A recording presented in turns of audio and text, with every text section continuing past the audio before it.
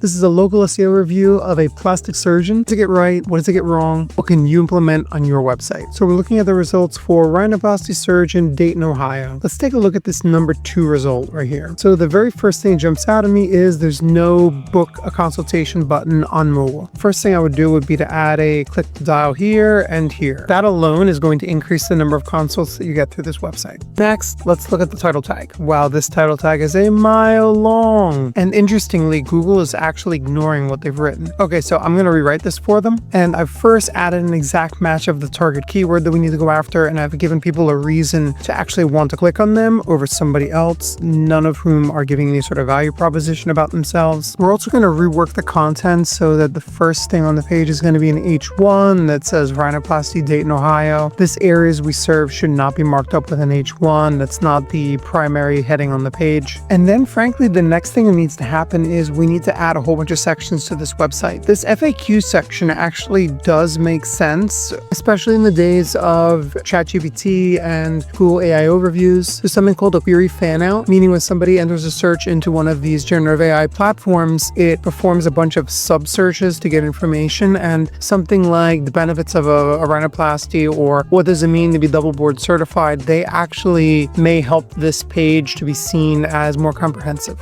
both helping it on Google and on ChatGPT.